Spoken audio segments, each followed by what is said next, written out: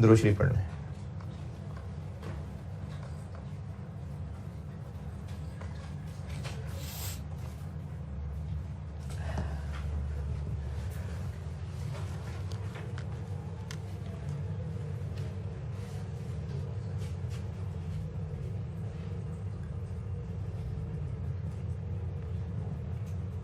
ये accounting system है और इसमें ट्रांजैक्शंस हो रही होती हैं रिकॉर्ड, फिर यहां पर पोस्ट हो रही होती है।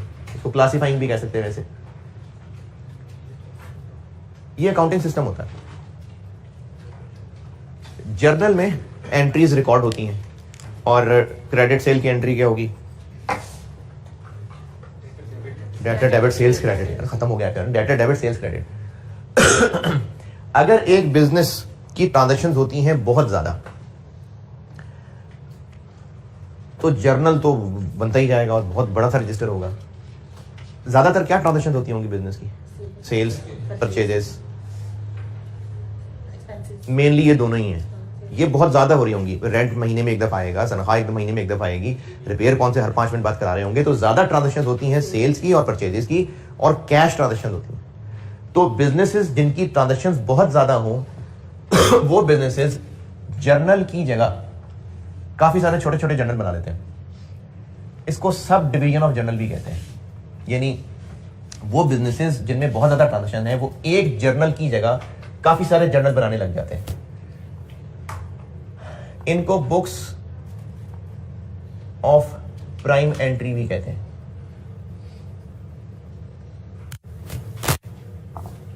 ये अकाउंटिंग सिस्टम में जर्नल की जगह वो बिजनेसेस जिनमें ट्रांजैक्शंस बहुत ज्यादा होती हैं वो अलग अलग जर्नल बना लेते हैं। सेल्स जर्नल अलग बना लेते हैं और इसको सेल्स डे बुक भी कहते हैं।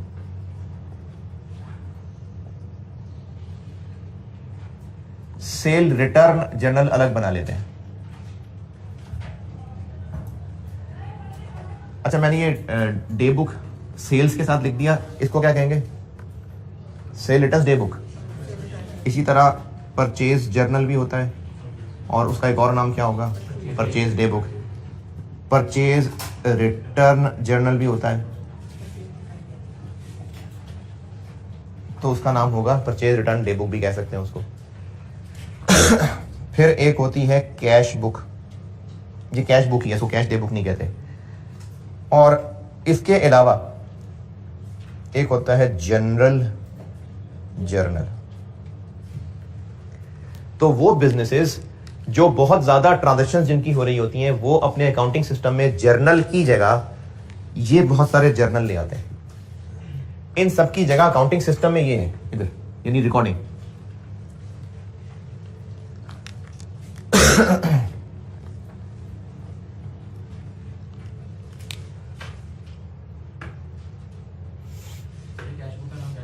जी कैश बुक है, बैंक बुक भी कह सकते हैं, कैश बुक ही है।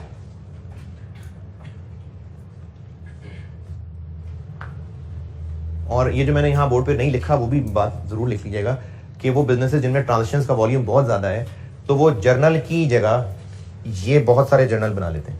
यानी अकाउंटिंग सिस्टम में इनकी जगह यही है, इधर रिकॉर्डिंग। बस एक जर्नल की जगह ये बहुत सारे जर्नल हो लेते हैं।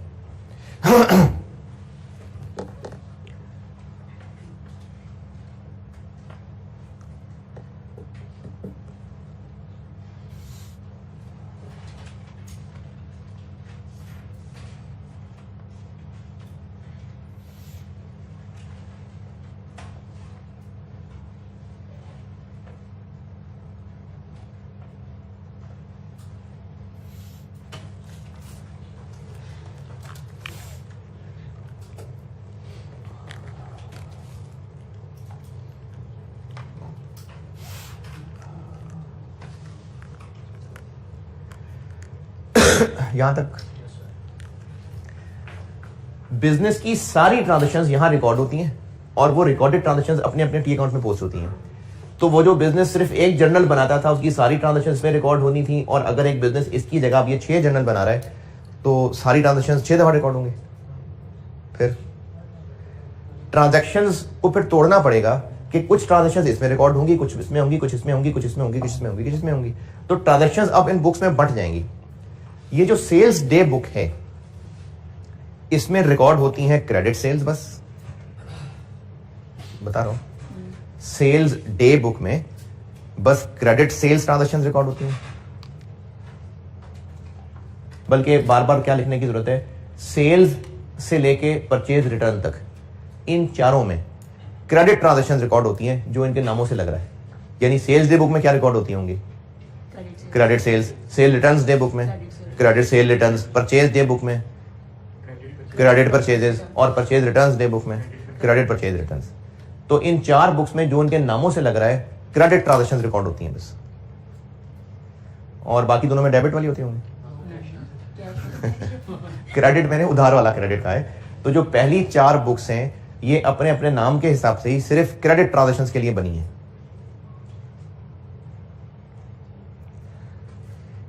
और कैश बुक क्या लगता है नाम से, इसमें कैश बैंक की सारी रिसीव पेमेंट्स रिकॉर्ड होती हैं, यानी जो कैश बैंक की ट्रांजैक्शंस हैं वो इसमें रिकॉर्ड होती हैं।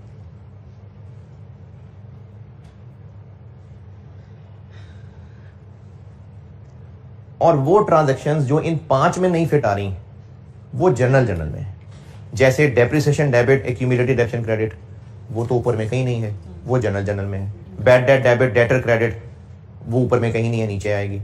अदर इनकम तो अगर पैसे मिल रहे हैं तो कैश बुक में आ जाएगी ना। प्लांट खरीदा है उधार पे, plant debit payable for plant credit general में, और प्लांट कैश में खरीदा है तो फिर तो कैश बुक में आ जाएगा। कैश सेल्स कैश बुक में। तो बिजनेस की सारी ट्रांजैक्शंस इनमें रिकॉर्ड होती हैं।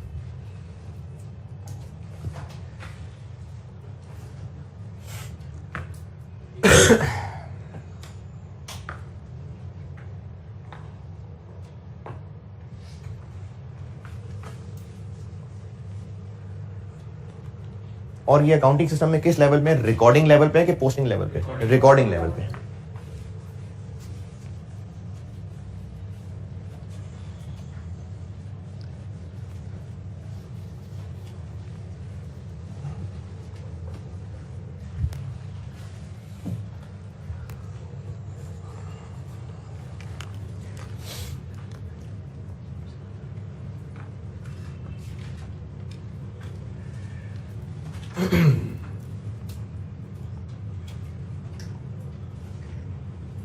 अच्छा, चूंकि हम proper books of prime entry का टॉपिक और उसके फॉर्मेट्स तो नहीं पढ़ रहे, चैप्टर तो पूरा नहीं करना हमने, तो इंट्रो में सिर्फ उतना बता रहा हूं कि आप लोग एरर्स में इनको हैंडल कर पाए।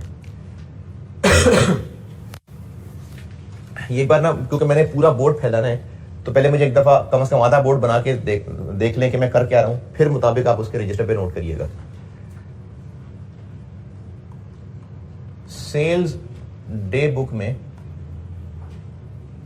कौन सी ट्रांजैक्शन रिकॉर्ड होती हैं? चूंकि इसमें रिकॉर्ड होती ही बस क्रेडिट ट्रांजैक्शंस हैं, तो इसमें डेबिट क्रेडिट वाले कॉलम बनाने की जरूरत ही नहीं होती। It's just like a resistor. बस एक रजिस्टर है जिस रजिस्टर के अंदर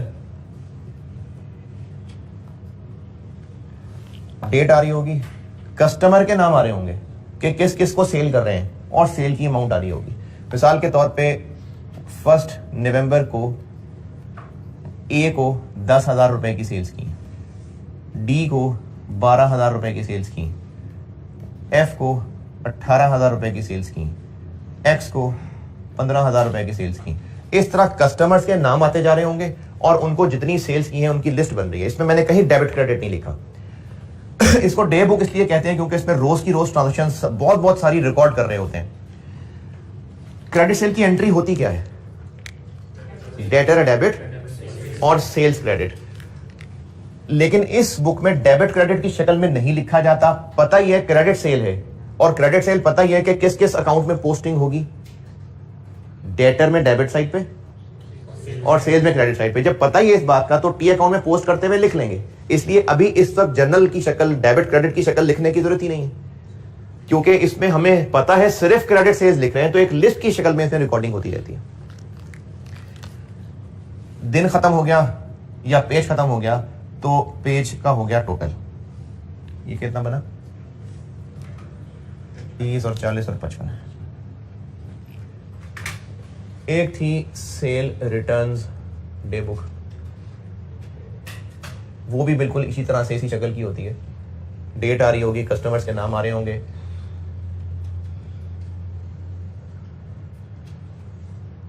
और कस्टमर एफ ने 3000 की चीज़ें वापस कर दी और कस्टमर एक्स ने 2000 की चीज़ें वापस कर दी। टोटल क्या बना? 5। अरे वाह, ज़बरदस्त। ठीक है, 3 और 2 5।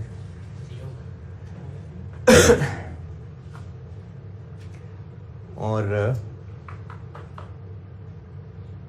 कैश बुक,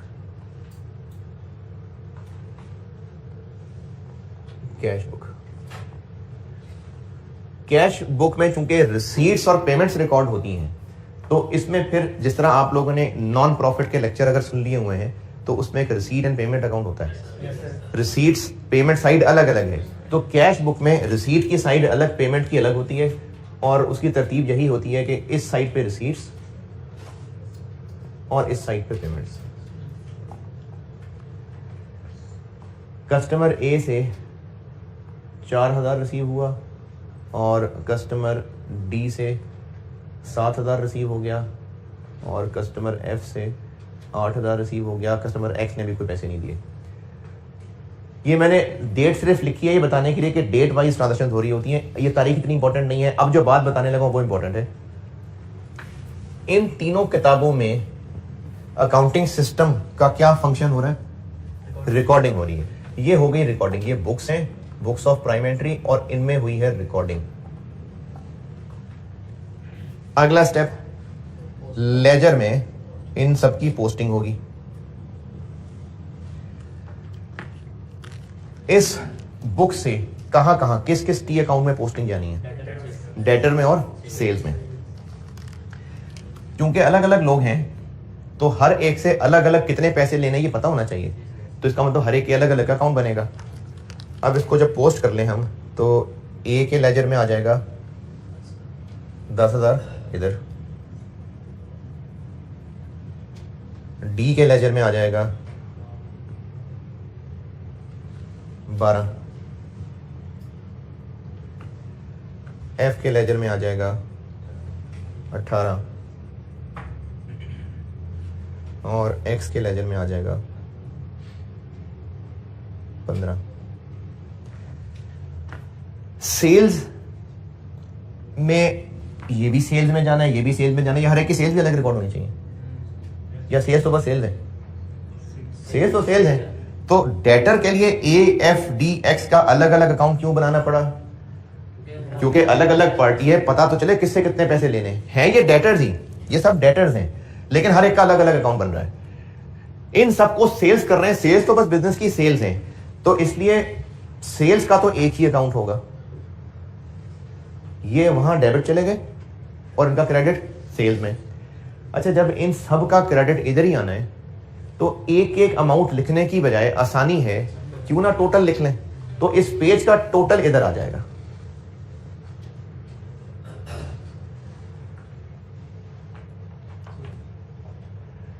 बिल्कुल इसी तरह से सेल रिटर्न्स के साथ भी शुरू होगा कि इन दोनों ने रिटर्न्स की हैं, तो सेल रिटर्न की एंट्री क्या होती है? Cell return debit, debtor credit. तो जब पोस्टिंग करेंगे लेजर में तो इनमें क्रेडिट साइड पे नहीं, ए ने नहीं किया, एफ ने किया है 3000 और एक्स ने किया है 2000। और इसका डेबिट का डेटर क्रेडिट और सेल्स नहीं, सेल रिटर्न्स डेबिट। तो सेल रिटर्न्स में ही जब डेबिट जाने हैं दोनों तो 5000 ही कर देते हैं, बजाय इसके कि 3000 और 2000 अलग अलग करें, 5000 कर देते हैं। और क्या ट्रांजेक्शन है? रिसीट्स है। कैश मिला है, कैश डेबिट, डेटर क्रेडिट। तो ये हो गई सारी रिकॉर्डिंग। अब जब पोस्टिंग करेंगे तो ए से मिला है 4000,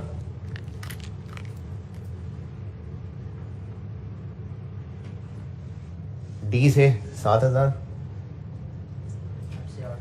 और एफ से 8000। ये हो गए डेटर क्रेडिट। और डेबिट कहां जाना है? कैश में। ये जो ऊपर वाला पोर्शन है ये अकाउंटिंग सिस्टम का क्या फंक्शन है? रिकॉर्डिंग। यानी ये बुक्स हैं जिनमें रिकॉर्डिंग हो रही है। ये क्या है? लेजर जिसमें पोस्टिंग हो रही है। तो यहां से रिकॉर्डेड ट्रांजेक्शन यहां पोस्ट हो रही हैं। ऊपर बेशक डेबिट क्रेडिट की शक्ल में नहीं लिखी नहीं, लेकिन नीचे तो डेबिट क्रेडिट को इज्जत मिल गई है ना। अब यहीं से आगे ट्रायल बन जाएगा। ऊपर डेबिट क्रेडिट पे टाइम जाया करने की जरूरत नहीं थी, क्योंकि ये सारी की सारी ट्रांजेक्शन वो हैं जिनमें डेटा डेबिट सेल्स क्रेडिट होना था। तो जब पता है कि data debit credit sales credit होनी है, तो एक ही बार लिस्ट बना लें, यहीं से डेटर डेबिट कर लेंगे और इस टोटल को ही सेल्स में क्रेडिट कर लेंगे। यही सलूक सेल रिटर्न के साथ भी किया। लेकिन ये जो कैश बुक है, इसकी शक्ल है ये अकाउंट वाली, डेबिट साइड क्रेडिट साइड, और कैश अकाउंट की डेबिट साइड पे रिसीट्स आती हैं, पेमेंट्स आती हैं। तो ये बुक तो है, यही बुक टी अकाउंट भी है। ये दोनों बुक्स हैं, जर्नल हैं बस। इनमें जो रिकॉर्डिंग होगी, यहां से आगे लेजर में दोनों जगह पोस्टिंग जाएगी। ये डेबिट भी गया है, क्रेडिट भी गया है। सेल रिटर्न्स डेबिट आया है, डेटर्स में क्रेडिट आया है। कैश बुक, जिन लोगों से पैसे मिले हैं उनके अकाउंट में क्रेडिट तो हो रहा है, और डेबिट इसका वो है ऑलरेडी। ये जो कैश बुक है, ये बुक भी है, और जब लेजर्स बन रहे होंगे तो फिर यही लेजर भी है, क्योंकि उसकी शक्ल ही लेजर वाली है। दोबारा बनाना है तो बना ले, फिर से टी ही बनेगा, फिर से इधर डेबिट पे रिसीट्स ही आनी है, इधर पेमेंट्स ही आनी है। तो इसलिए ये जो कैश बुक है, ये बुक भी होती है, और ये कैश और बैंक का अकाउंट भी है। यहां तक जो बताया कुछ पल्ले पड़ रहा है? ये बुक्स हैं, रिकॉर्डिंग हो रही है, फिर यहां से पोस्टिंग होनी है। कैश बुक, बुक भी है, इसमें रिकॉर्डिंग भी होगी, और कैश में जो पोस्टिंग होनी थी वो उसमें ऑलरेडी है, बस क्रेडिट है जो यहां पोस्ट करना था। इसी तरह मैंने लिखा नहीं है, लेकिन अगर कोई पेमेंट हुई होती तो यहां लिखते रिकॉर्ड हो गई, पोस्ट करने लगते तो फलाने में डेबिट और कैश में क्रेडिट, अरे वो तो ऑलरेडी है। तो कैश बुक, बुक भी है रिकॉर्डिंग के लिए, और जब पोस्टिंग की बारी आएगी तो यही शक्ल कैश का टी अकाउंट भी है। इस रिकॉर्डिंग से जब यहां पोस्टिंग हुई तो डेबिट क्रेडिट की शक्ल में हुई है पोस्टिंग, ऊपर अभी डेबिट क्रेडिट की शक्ल नहीं थी। इस मिसाल में जो मैंने सामने बनाई है, अगर कोई एरर यहां लिखते हुए हो गया, यानी 10,000 की जगह 1000 लिख दिया, तो उसका असर डेटर में भी गया, सेल्स में भी गया। लेकिन अगर टोटल करते हुए ये 55,000 की जगह टोटल में गलती हो गई और ये 50,000 टोटल हो गया, तो सिर्फ सेल्स में गया, क्योंकि टोटल सेल्स में गया है, इनमें तो इंडिविजुअल गए हैं। यहां पर लिखने की गलती थी तो दोनों जगह असर गया, टोटलिंग की गलती हुई तो सिर्फ सेल्स में, डेटर्स में नहीं।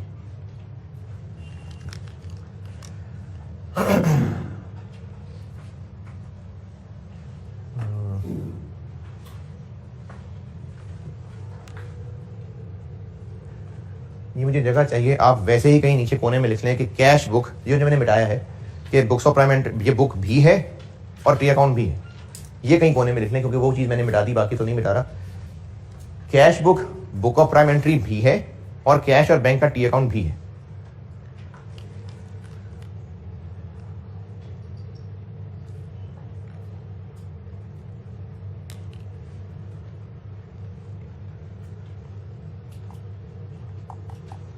ये दीवार है, ये लाइन, ये एक सिनेरियो है। अब दूसरा सिनेरियो मैं इधर बना रहा हूं। अब आप अगर इसको नोट करना चाहें तो ये मैंने एक सिनेरियो पूरा किया है, और इतना ही, तकरीबन इतनी ही जगह घेरने वाला एक और सिनेरियो बनाऊंगा।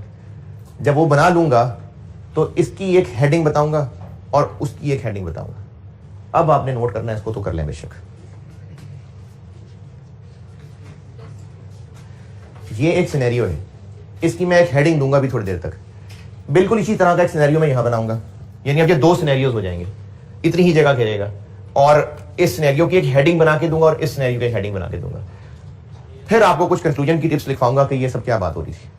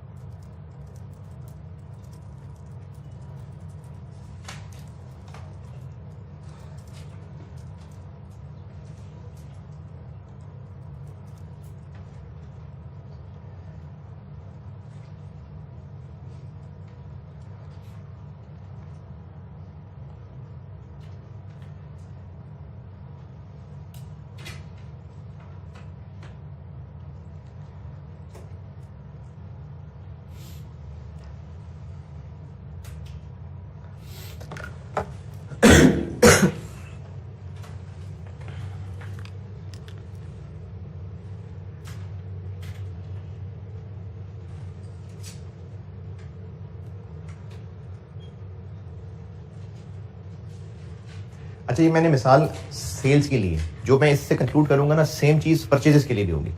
यानी मैं उसमें फिर अगर लिखूंगा नहीं, वैसे बता रहा हूँ, फिर मैं purchase day book, purchase return day book और यहाँ क्रेडिटर्स सप्लायर्स के अकाउंट बना रहा होता, और यहाँ कैश बुक में पेमेंट्स सारी होती। बस मैं सेल से जो बात समझा दूंगा, पेमेंट्स वाली, परचेजेस वाली भी वही बात ही होगी।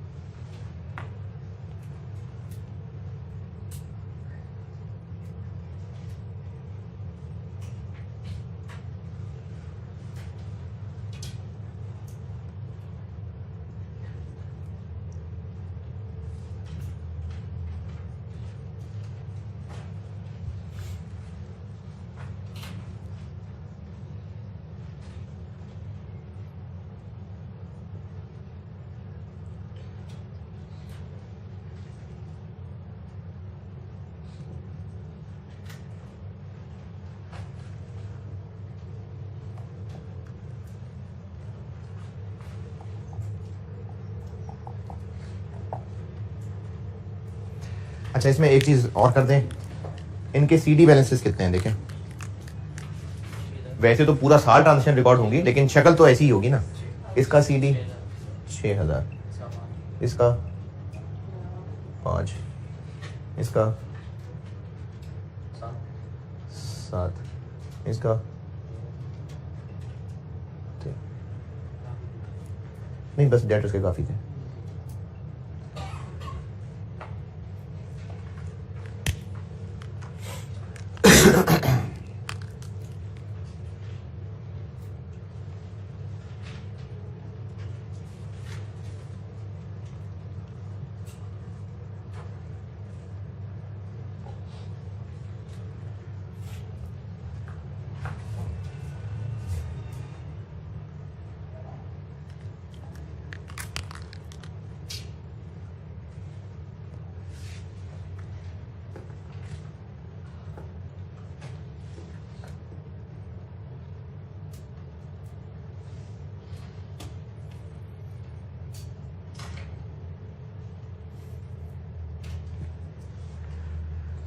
चलिए इधर समझिए,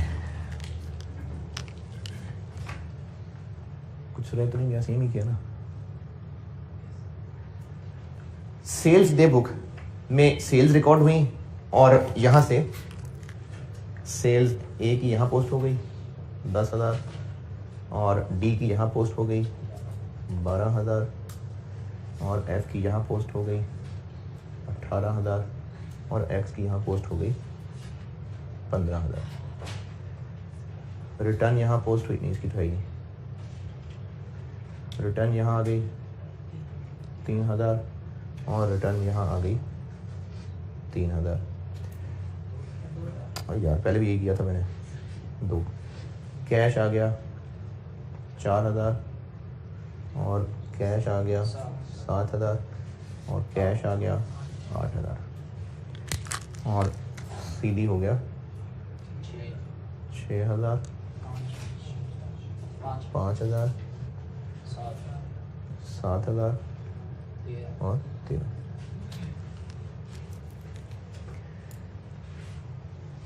इसका टोटल सेल्स में क्रेडिट गया और एक एक करके डेटर्स में।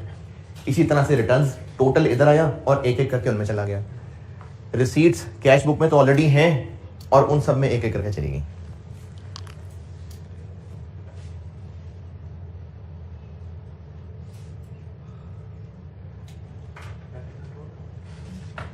कंट्रोल अकाउंट का वर्ड हो भी सकता है, नहीं भी हो सकता, सिर्फ डेटर भी चलेगा, लेकिन कंट्रोल अकाउंट का वर्ड लिखा मैंने।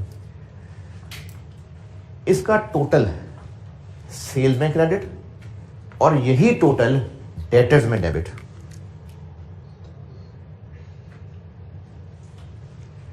यही वाला टोटल यहां पर आया है और यही टोटल इधर है।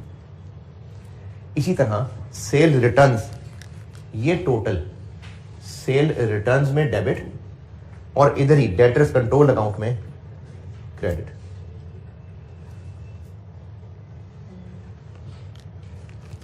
ये रिसीट्स एक एक करके तो यहां हैं, टोटल इनका यहां कितना 19,000। इस अकाउंट का सीडी बैलेंस कितना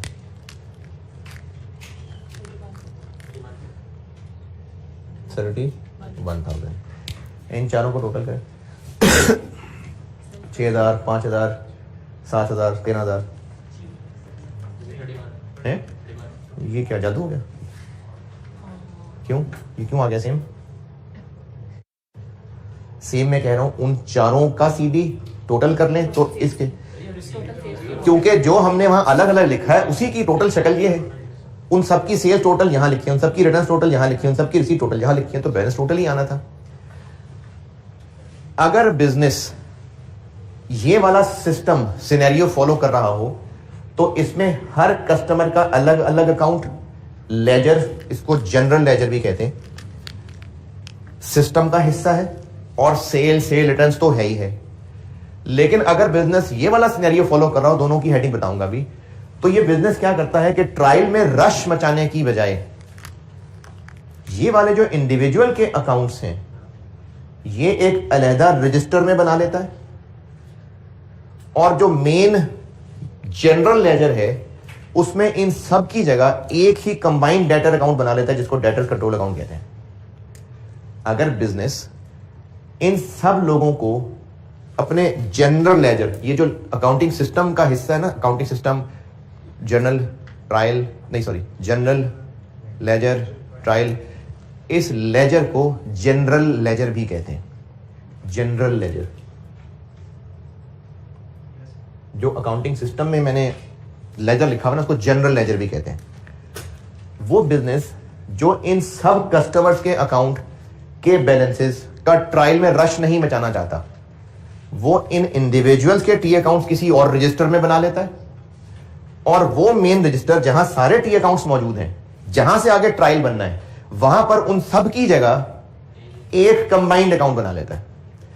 यहां पर क्या हुआ, इन इंडिविजुअल कस्टमर्स के अकाउंट भी इसी मेन रजिस्टर का हिस्सा हैं जिसमें सारे टी अकाउंट्स आ रहे हैं।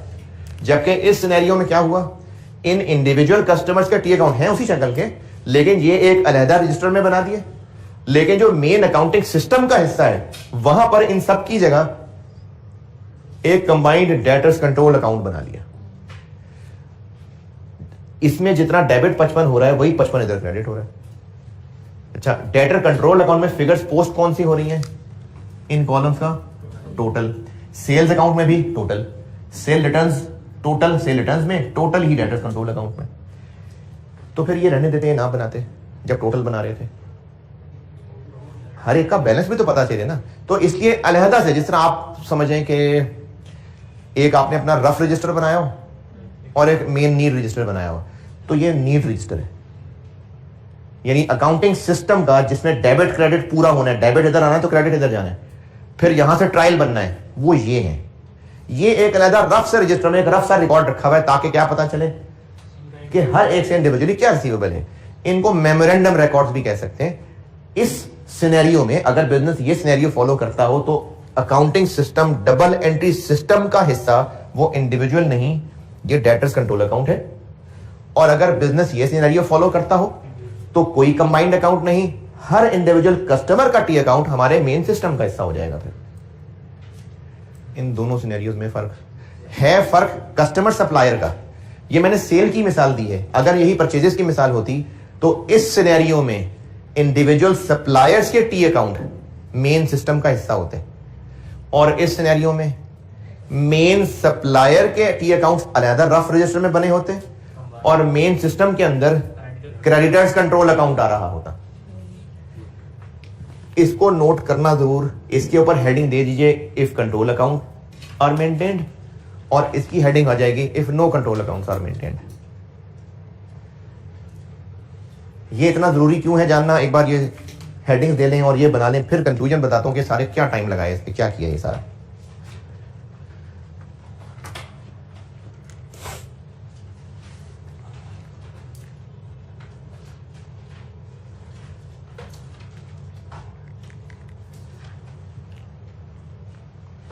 अच्छा, इसको जब नोट करें ना, चले पहले नोट करने में बताता हूँ।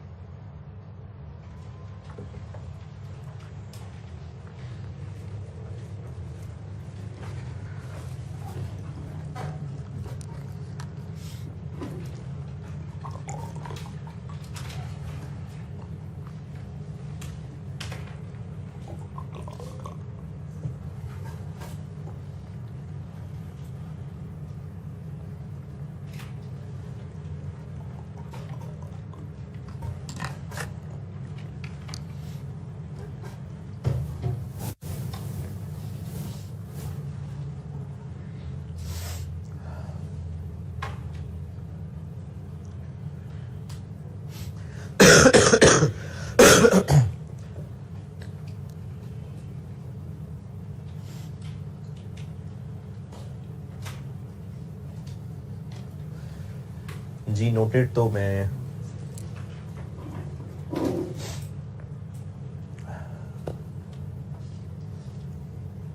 नोटेड।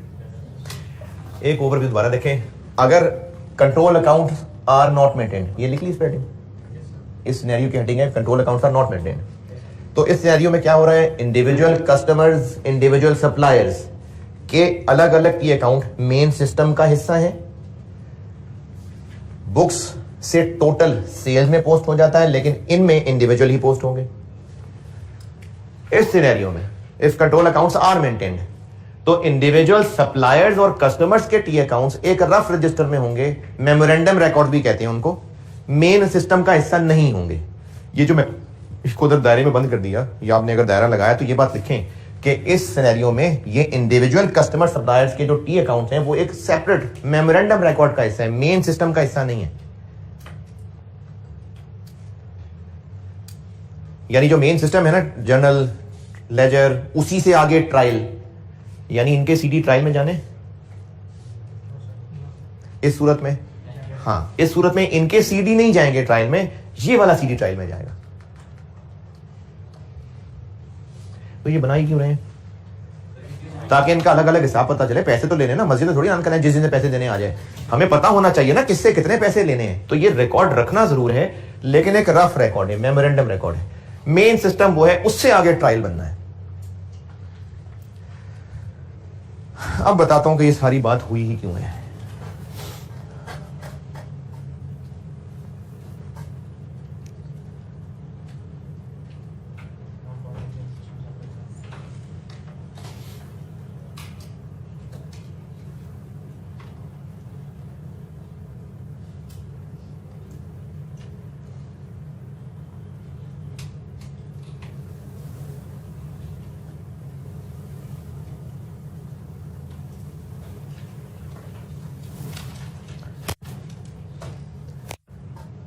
अच्छा, आपके क्वेश्चन में बाय डिफॉल्ट ये होता है, बाय डिफॉल्ट ये। वैसे तो इस दफा सवाल में क्लियरली बताया हुआ था कंट्रोल अकाउंट नॉट मेंटेन, लेकिन पहले पुराने सवाल थे उनमें नहीं बताया होता था। तो बाय डिफॉल्ट ये।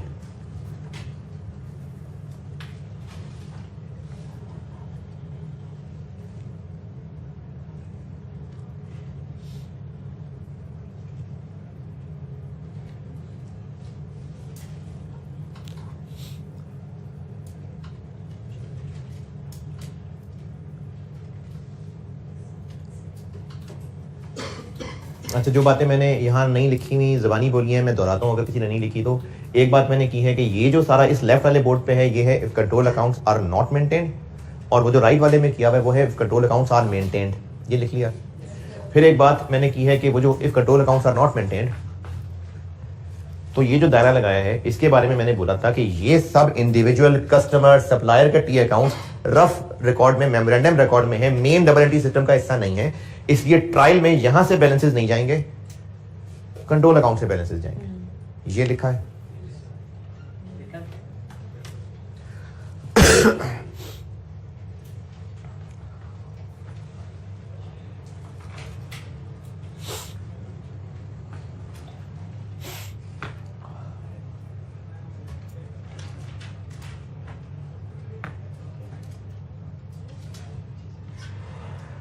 अच्छा जी, अब कंक्लूजन के ये सब बात की क्यों है, तो मैंने क्योंकि इन पे डिस्कशन करनी है इसलिए मैं मिटा तो नहीं सकता, तो मैं आपको ज़बानी बताता हूँ, मेरे साथ साथ लिखते जाइएगा।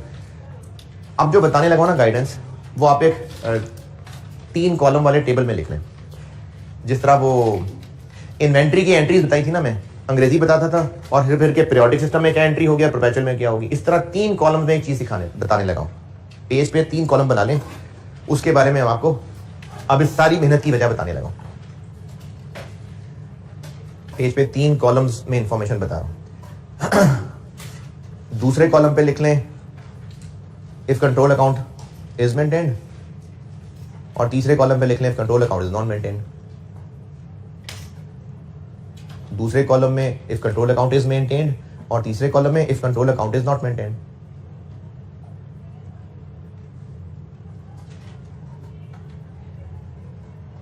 यानी मैं इसमें करूंगा ये कि जो चीजें पहले कॉलम में बताऊंगा कि ये हुआ तो if control account is maintained तो क्या करना है, if control account is not maintained तो क्या करना है, अगर ये हुआ तो if control account is maintained तो क्या करना है, if control account is not maintained तो क्या करना है, ये सब समझे बात है, किस तरह लेके चलना है। अब एक एक करके पूछता जाता हूं आपसे और फिर वहां लिखते जाएंगे। सेल्स डे बुक नहीं, सेल्स डे बुक नहीं, sorry, books of prime entry में अगर कास्टिंग एरर्स हुए हैं तो पहले कॉलम में लिखे number 1 books of prime entry के कास्टिंग एरर्स। कास्टिंग मतलब टोटल करने को कहते हैं।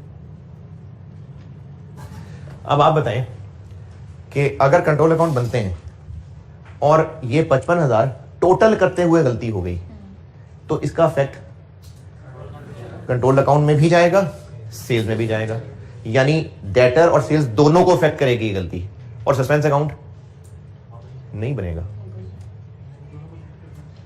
जब एक गलती ने डेबिट क्रेडिट दोनों को अफेक्ट कर दिया तो सस्पेंस अकाउंट चाहिए नहीं। लेकिन अगर यहां पर टोटलिंग की गलती हो गई तो सिर्फ सेल्स हिट हुई हैं, डेटर्स नहीं। क्यों? क्योंकि उनमें टोटल जा ही नहीं रहा। अब ठीक करने में सस्पेंस अकाउंट आएगा।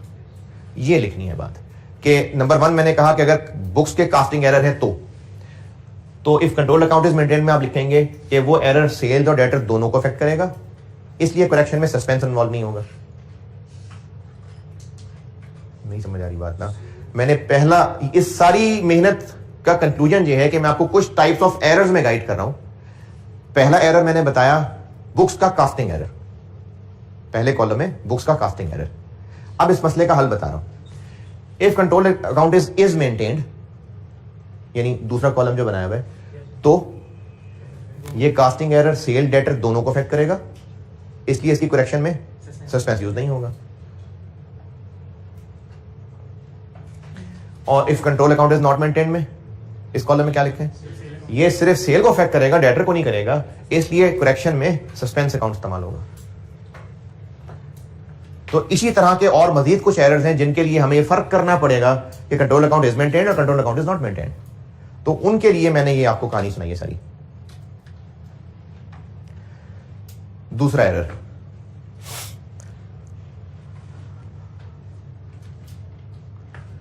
बुक्स में रिकॉर्डिंग एरर हो गया, बुक्स में रिकॉर्ड करते हुए गलती हो गई जी। Control account is not maintained, ये 12 गलत लिख दिया, 12 गलत लिखा तो इधर भी गलत आएगा और टोटल भी गलती होगा। यानी रिकॉर्ड करने की गलती हुई तो दोनों को अफेक्ट करेगी और ठीक करने के लिए सस्पेंस अकाउंट नहीं बनेगा। यहां पर ये 12 गलत लिख दिया तो टोटल भी गलत आया, वही गलत डेटर में गया, वही गलत सेल्स में गया, तो गलती ने दोनों को अफेक्ट किया और ठीक करने के लिए सस्पेंस अकाउंट नहीं चाहिए। तो जो बुक्स पे रिकॉर्डिंग का एरर है वो इन दोनों में, सेल डेटर दोनों को अफेक्ट कर रहा होगा और ठीक करने के लिए सस्पेंस नहीं चाहिए।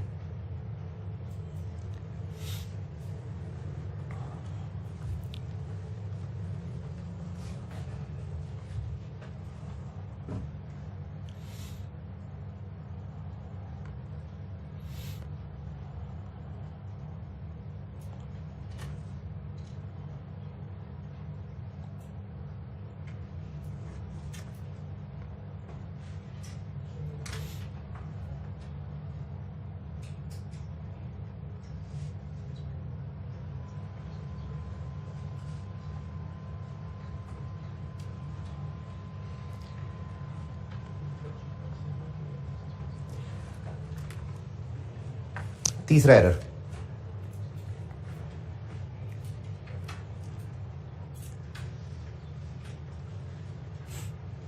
अच्छा ये आपकी अकल पे एक बात छोड़ रहा हूं कि ये जो मैंने जितनी कहानी सेल्स और डेटर्स की है, परचेज और क्रेडिट्स के लिए भी वही बात है। तीसरा एरर, इन इंडिविजुअल कस्टमर्स के टी अकाउंट्स में कोई गलती हो गई है, इन इंडिविजुअल कस्टमर्स के टी अकाउंट में कोई गलती हुई है, लिखते हुए होगी, टोटल करते हुए हो गई, तो चूंकि ये सिस्टम का हिस्सा है तो इनकी रेक्टिफाइंग एंट्री होगी। इनमें कोई गलती हो गई है तो बस मिटा के ठीक कर देंगे, रफ वर्किंग जो हो रही है, रेक्टिफाइंग एंट्री की जरूरत नहीं पड़ेगी। दोबारा, इंडिविजुअल कस्टमर्स के अकाउंट में गलती हुई है, बशीर के अकाउंट में डेबिट साइड पे टोटल गलत कर दिया, अकरम के अकाउंट में क्रेडिट लिखना था डेबिट लिख दिया, और शौकत ने पैसे देने थे दे दिए, हमने लिखे ही नहीं। तो जो इंडिविजुअल कस्टमर्स के अकाउंट में, यानी ये टी अकाउंट्स में गलती है, टी अकाउंट्स की गलती बताई हुई है, इस सिनेरियो में चूंकि वो इंडिविजुअल्स के अकाउंट सिस्टम का हिस्सा है तो उनकी रेक्टिफिकेशन बिल्कुल करेंगे, यानी उनकी होगी रेक्टिफाइंग एंट्री। लेकिन इसमें चूंकि हमारे वो डबल एंट्री सिस्टम का हिस्सा नहीं है तो उनकी गलती मिटा के ठीक कर देंगे, रेक्टिफाइंग एंट्री नहीं करने की जरूरत है। तीसरी बात दोबारा सुनिए, इन इंडिविजुअल कस्टमर्स के टी अकाउंट्स में कुछ गलती हुई है, कुछ लिखने की, कोई टोटल करने की गलती हो गई, तो इस केस में यानी कंट्रोल अकाउंट इज ये इधर, ये क्या है, control account is not maintain, तो फिर चूंकि ये टी अकाउंट्स हमारे अकाउंटिंग सिस्टम का हिस्सा है तो इनकी गलतियों की बाकायदा रेक्टिफाइंग एंट्रीज करेंगे। लेकिन if control account is maintained तो फिर ये इंडिविजुअल चूंकि अकाउंटिंग सिस्टम का हिस्सा नहीं है, मेमोरेंडम रिकॉर्ड रखा हुआ है, तो फिर इनकी गलतियां ठीक करने के लिए रेक्टिफाइंग एंट्री की जरूरत नहीं है, बस वैसे ही इनके अकाउंट में मिटा के ठीक कर देंगे जो करना है। दोबारा, तीसरा एरर है, इन इंडिविजुअल कस्टमर के अकाउंट्स के कोई एरर बताए हो। If control account is maintained तो ये अकाउंट्स डबल एंट्री सिस्टम का हिस्सा चूंकि नहीं है, इसलिए रेक्टिफाइंग एंट्रीज करने की जरूरत नहीं है। यानी अगर क्वेश्चन आया और उसमें लिखा हुआ कंट्रोल अकाउंट्स आर मेंटेन्ड और एरर्स में लिस्ट में एक एरर हुआ कि ये एक अकाउंट में ये इतने लिखने थे, इतने लिख दिए, तो आप उसका जवाब लिखेंगे नो रेक्टिफाइंग एंट्री नीडेड। क्यों? क्योंकि ये अकाउंटिंग सिस्टम का हिस्सा नहीं है। और if control account is maintained तो फिर तो ये बाकी अकाउंट्स की तरह के नॉर्मल अकाउंट्स हैं, इनमें कोई गलतियां होंगी तो होंगी रेक्टिफाइंग एंट्रीज।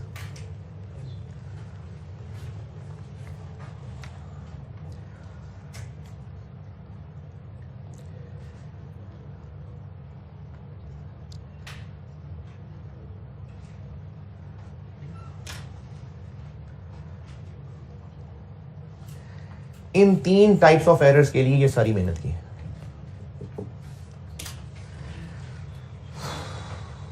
अब करते हैं एक सवाल। क्या हुआ? हाँ, अगर बुक्स में रिकॉर्डिंग एरर है ना तो उससे दोनों अकाउंट्स अफेक्ट हुए हैं और रेक्टिफाई करने में सस्पेंस नहीं चाहिए, जो मर्जी केस हो। अगर रिकॉर्डिंग ही गलत की है तो चाहे कंट्रोल अकाउंट नहीं बनते चाहे कंट्रोल अकाउंट बनते हैं, इस एरर का डेबिट क्रेडिट दोनों जगह अफेक्ट जाएगा। देखिए, अगर 12,000 की जगह 1200 लिख दिया तो यही 1200 यहां भी लिखेंगे, इधर भी गलती आ गई, और टोटलिंग के अंदर भी तो 1200 ही टोटल आएगा ना, तो फिर टोटल भी गलत है, ये भी गलत है। उधर डेबिट पे भी गलती गई, क्रेडिट पे भी गलती गई, तो ट्रायल आउट हो रहा है, ट्रायल आउट हो रहा है। डेबिट भी गलत, क्रेडिट भी गलत, तो सस्पेंस चाहिए? नहीं चाहिए। ये 12,000 लिखा ही नहीं, तो जब यहां लिखा ही नहीं तो फिर टोटल में नहीं आया, और यही टोटल इधर जाना था, यही टोटल इधर जाना था, तो सेम गलती दोनों जगह अफेक्ट कर गई। ट्रायल आउट नहीं होगा, सस्पेंस अकाउंट नहीं चाहिए होगा। तो दोनों केसेस में इस मसले का एक ही हल है कि गलती दोनों जगह गई है और करेक्शन के लिए सस्पेंस की नहीं जरूरत पड़ेगी।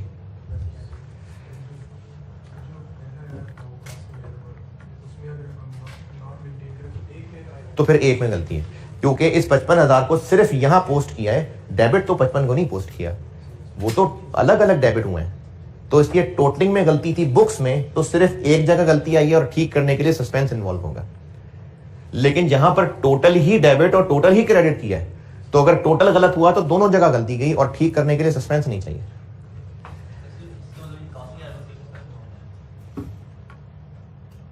देखें, ये सिर्फ टिपिकली सेल परचेज ट्रांजैक्शन के कुछ एरर्स जो सामने लिखे हैं। उसके अलावा अगर आपको सवाल वाला क्लियरली कह देता है कि ये टोटल ठीक हुआ था, उसको डेटर में ठीक लिखा, सेल्स में लिखते 55,000 को 5500 कर दिया, तो अब तो बहुत क्लियर बता दिया ना क्या क्या हुआ, फिर आ जाएगा सस्पेंस। मैं तो बात कर रहा हूं कि इस सिस्टम और उस सिस्टम में इन तीन चीजों का क्या हल होता है। बाकी अगर बड़ा डिफरेंट किस्म का एरर बना दिया सवाल वाले ने, तो फिर देखेंगे सस्पेंस आता है कि नहीं आता। सवाल करते हैं जी।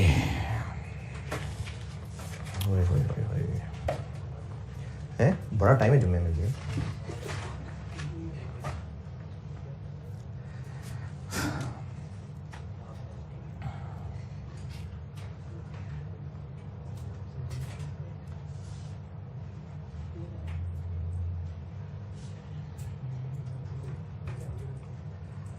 कौन सा कर लें?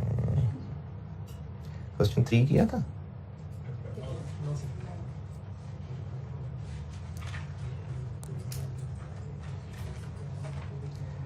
फोर किया था ना,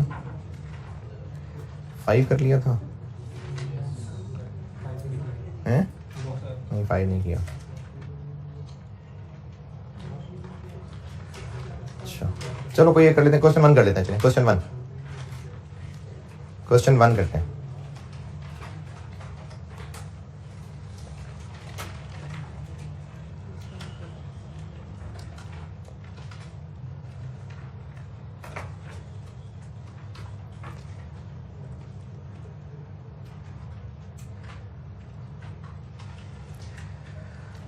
पहले पैराग्राफ में बताया हुआ है कि ट्रायल बैलेंस बनाया और जो क्रेडिट साइड का टोटल आ रहा था वो कम आ रहा था। इस सवाल की रिक्वायरमेंट तो नहीं है, आपसे रिक्वायरमेंट में तो नहीं कहा सस्पेंस अकाउंट बनाएं, लेकिन अगर आपको ट्रायल में डिफरेंस सवाल में बता दिया तो आप वर्किंग में सस्पेंस बना लें, ताकि सारा कुछ ठीक करने के बाद सस्पेंस निल हो जाए तो खुशी हो जाएगी। तो इसलिए इसमें पहली लाइन से पता चल रहा है कि सस्पेंस था। इतनी सारी मेहनत की।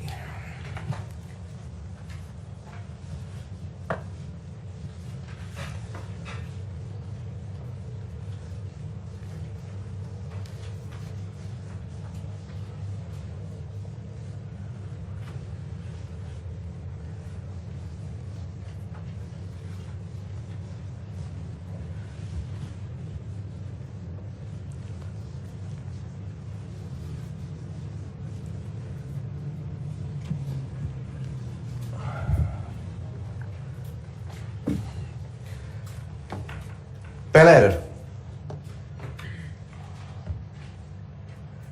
इतनी देर जो खाली बैठे रहे मेरे मिटाने तक, मुझे देखते रहे मैं मिटा रहा हूँ कि नहीं मिटा रहा। पढ़ ही लेते यार।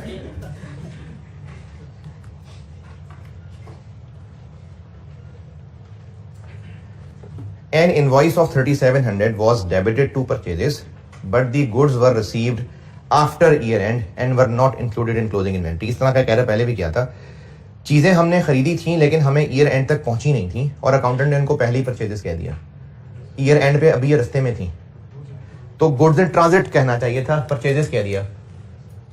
क्या करूं? गुड्स इन ट्रांजिट डेबिट और परचेजेस क्रेडिट। कितनी? 3700।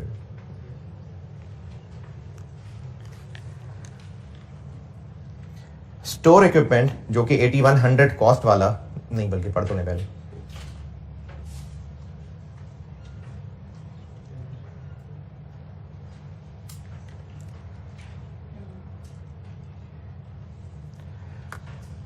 स्टोर इक्विपमेंट था एक जिसकी कॉस्ट 8100 थी, बुक वैल्यू 3600 थी और वो 2500 का बेचा था। Cash was debited and store equipment was credited full stop. जी, यानी उसने कैश डेबिट किया होगा, स्टोर इक्विपमेंट बुक वैल्यू से क्रेडिट किया होगा और प्रॉफिट एंड लॉस निकालने लगा तो वहीं रुक के चला गया। अकाउंटेंट बन के सोचें गलती, देखें करेक्ट बताता हूं पहले, करेक्ट क्या हुआ होगा, करेक्ट क्या होना चाहिए? कैश डेबिट 2500, एक्यूमुलेटेड अलग कर दें, एसेट अलग कर दें, ये भी ठीक है, एसेट नेट कर दें वो भी ठीक है। इक्विपमेंट 8100 और बुक वैल्यू से इसका डिफरेंस ले लें तो एक्यूमुलेटेड आ जाएगी 40, और गेन या लॉस, लॉस है मेरे ख्याल में, लॉस ऑन डिस्पोजल कितना? 1100। ये करेक्ट है। अकाउंटेंट ने क्या किया? Cash was debited and equipment was credited, full stop. तो इसका मतलब है कि वो ये एंट्री कर रहा था, अभी उसने इतना ही लिखा था, उसकी अम्मी ने बुला लिया, वो उठ के चला गया और बस भूल गया बाद में, क्योंकि cash was debited and equipment was credited, full stop, बस नो अदर एंट्रीज। तो ये किया होगा उसने, ये करके फिर छोड़ के चला गया होगा। फिर उसने ये भी 2500 से ही किया होगा, cash was debited and equipment was credited, full stop, बस नो अदर एंट्रीज। तो उसने ये कर दिया होगा। तो अब क्या करें?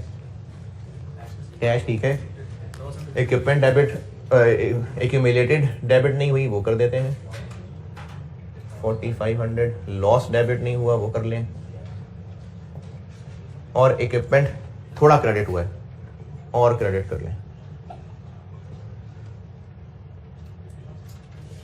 5600।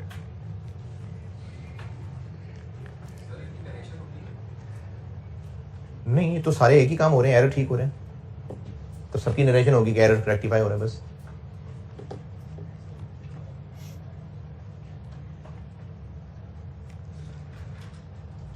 तीसरा,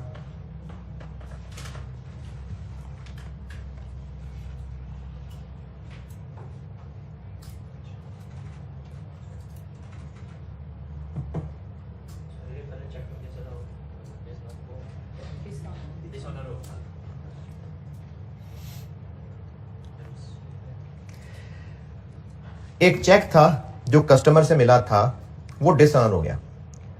चेक डिसऑनर का मतलब होता है कि कस्टमर ने चेक दिया और आपने लॉ में नेगोशिएबल इंस्ट्रूमेंट पढ़ा हो, तो कस्टमर ने चेक दिया लेकिन जब वो चेक उसके बैंक में प्रेजेंट हुआ तो उसके पैसे नहीं थे, जो भी मसला था, चेक बाउंस हो गया। लेकिन इसकी कोई एंट्री नहीं की, किसकी कोई एंट्री नहीं की? चेक मिलने की कि चेक बाउंस होने की? चेक बाउंस होने की। जब चेक मिला होगा, जमा कराया होगा, तो क्या एंट्री की होगी? Bank debit, debtor credit. अब वो चेक बाउंस हो गया तो एंट्री नहीं की, अब कर लेते हैं। बैंक वापस डेबिट, नहीं, डेटर वापस डेबिट और बैंक क्रेडिट। अब उस डेटर का नाम नहीं पता, नाम पता होता तो उसके नाम वाला अकाउंट यूज कर लेते। कितना? 1850।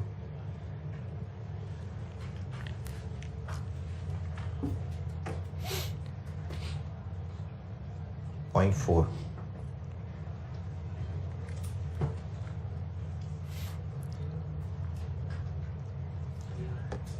हाँ जी, ऑफिस इक्विपमेंट खरीदा था लेकिन इसको परचेजेस अकाउंट में कर दिया। Office equipment debit, purchases credit. चल गए यार, सही है, होने लग गया चैप्टर, ये सही है, good. Equipment debit, purchases credit, कितना? और अगर इक्विपमेंट डेबिट नहीं किया था तो यकीनन इसने डेप्रिसिएशन भी नहीं की होगी। अब कर लेते हैं, depreciation debit, accumulated depreciation credit 15, 20।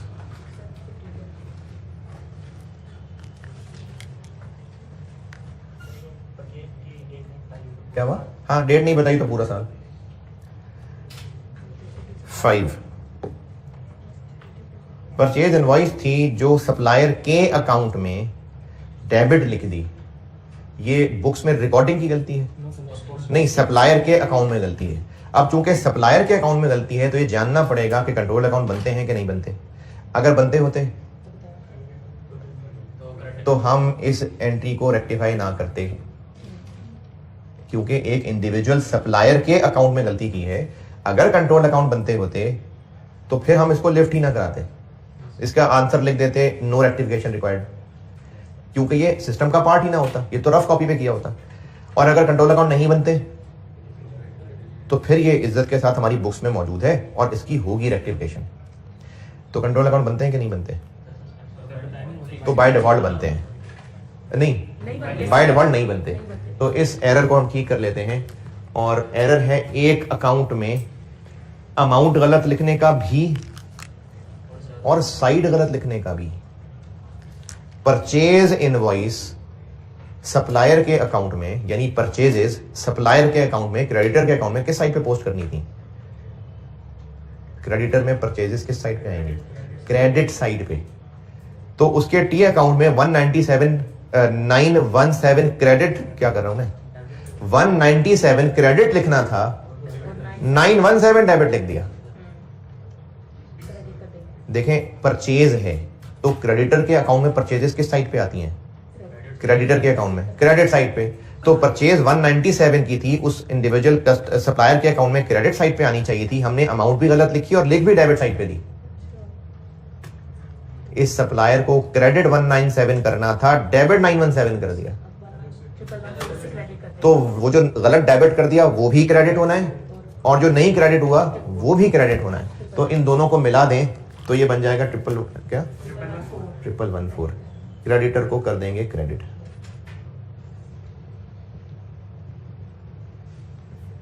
और बस एक अकाउंट में गलती थी, ठीक कर ली। सस्पेंस।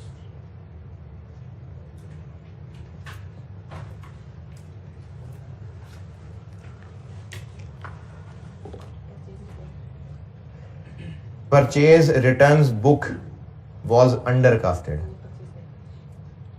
तो परचेज रिटर्न्स डे बुक का टोटल कम हो गया। कंट्रोल अकाउंट चूंकि नहीं बनते तो इसका इफेक्ट सिर्फ परचेज रिटर्न्स अकाउंट में गया होगा। देखें, बाय डिफॉल्ट कंट्रोल अकाउंट नहीं बनते। इसमें लास्ट टाइम सवाल आया था, उसमें लिखा हुआ था कंट्रोल अकाउंट नॉट मेंटेन, नहीं लिखा तो बाय डिफॉल्ट नहीं बन रहे होते।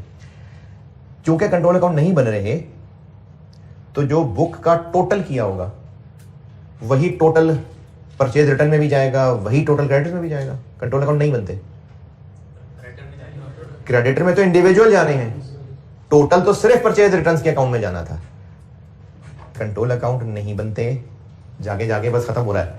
कंट्रोल अकाउंट नहीं बनते, परचेज रिटर्न डे बुक का टोटल कहां कहां पोस्ट करना होगा? सिर्फ परचेज रिटर्न में। कंट्रोल अकाउंट बनते होते तो वो टोटल क्रेडिटर में भी करते और परचेज रिटर्न में भी करते। कंट्रोल अकाउंट नहीं बनते तो परचेज रिटर्न का टोटल सिर्फ परचेज रिटर्न अकाउंट में जाना था और क्रेडिटर्स में इंडिविजुअल जाने थे। तो इस टोटलिंग की गलती का असर किस पे पड़ा होगा? सिर्फ परचेज रिटर्न अकाउंट पे। अंडर कास्ट हो गया तो परचेज रिटर्न को और क्रेडिट कर देते हैं। कितना? 6। ये वो बात है जो अभी मैंने आपको समरी में नंबर 1 एरर बताया था कि बुक्स में कास्टिंग एरर हुआ है और कंट्रोल अकाउंट नहीं बनते हैं, तो सिर्फ ये सेल को अफेक्ट करेगा और सस्पेंस लाना पड़ेगा। ये भी जो बातें लिखवाई थी उनमें पहले यही बात बताई थी मैंने कि बुक्स में कास्टिंग का एरर है और कंट्रोल अकाउंट नहीं बनते तो बस सिर्फ सेल ही इफेक्ट होनी है। अच्छा सेल मैंने मिसाल बोला है, cell purchase, cell return, purchase return, सिर्फ वही इफेक्ट होने, क्योंकि क्रेडिटर्स में तो एक एक करके फिगर गई होगी, तो इसलिए सिर्फ परचेज रिटर्न का मसला था, वो ठीक कर लिया, सस्पेंस आ गया। और ये कल बताई थी बात, वो जो रफ रजिस्टर बनाया है ना उसको सेल लेजर परचेज लेजर कहते हैं। सेल लेजर में कस्टमर्स के अकाउंट बनाए हुए हैं और परचेज लेजर में सप्लायर के अकाउंट। ये जो कस्टमर्स के अकाउंट्स हैं अलग अलग, इनको सेल्स लेजर ओवरऑल बोलते हैं, और जो सप्लायर्स के अलग अलग अकाउंट हैं उनको ओवरऑल परचेज लेजर बोलते हैं। ऐसे उन सबका नाम है कि ये सेल्स लेजर है, ये परचेज लेजर है। ये सेल्स लेजर का ये सेल्स टी अकाउंट नहीं है। ये जो वर्ड सेल्स लेजर यूज हुआ है, सेल्स लेजर, ये वर्ड यूज होता है इंडिविजुअल कस्टमर्स के अकाउंट्स को ओवरऑल सेल्स लेजर कह रहे होते हैं, और ये जो परचेज लेजर का वर्ड यूज हुआ है सप्लायर्स के इंडिविजुअल अकाउंट्स को ओवरऑल परचेज लेजर बोल रहे होते हैं। तो ये ट्रांजैक्शन क्या है? A balance of 730 in sales ledger, इसका मतलब है हमारे कस्टमर्स के टी अकाउंट्स में से किसी एक कस्टमर का बैलेंस 730 आ रहा है, is to be offset against a balance ₹880 in purchase ledger. इसका मतलब है कि ये वही बंदा है, इससे रिसीवेबल भी आ रहा है, इसको पेएबल भी आ रहा है। तो ये मैंने कॉन्ट्रा वाली बात बताई थी। तो क्या एंट्री होनी चाहिए? क्रेडिटर्स डेबिट, डेटर क्रेडिट, और किस अमाउंट से? डिफरेंस है लोअर से। तो 730 से इज टू बी ऑफसेट यानी भी करनी है, तो 730 से क्रेडिटर डेबिट और डेटर क्रेडिट, ये कॉन्ट्रा है, मैंने कल परसों शायद बताई है। ये रेक्टिफाइंग एंट्रीज मांगी थी, एक रहती, अच्छा मिस हो गई। ओए अच्छा फिर वो जबानी वो जुम्मे का टाइम है। फर्नीचर के अकाउंट में असल में 13,800 था, लेकिन गलती से BD 18,300 लिख दिया। फर्नीचर के एक अकाउंट की बात हो रही, फर्नीचर अकाउंट बस। BD असल में 13,800 था, लेकिन गलती से वो BD 18,300 लिख दिया, यानी फर्नीचर ज्यादा डेबिट लिख दिया। तो फर्नीचर हो जाएगा क्रेडिट, सस्पेंस डेबिट हो जाएगा, और डेप्शन ठीक कर देंगे। और प्रॉफिट ठीक करने को कहा है, तो वो ऊपर गलत प्रॉफिट दिया हुआ है।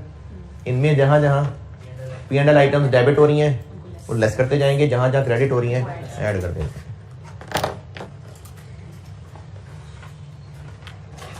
एरर्स वाला चैप्टर खत्म। फिर भी मैं आपको ना इखलाकन एक सवाल अगली क्लास में और करा के और इसकी एक थ्योरेटिकल चीज बता के फिर आइए सेट शुरू करता हूँ।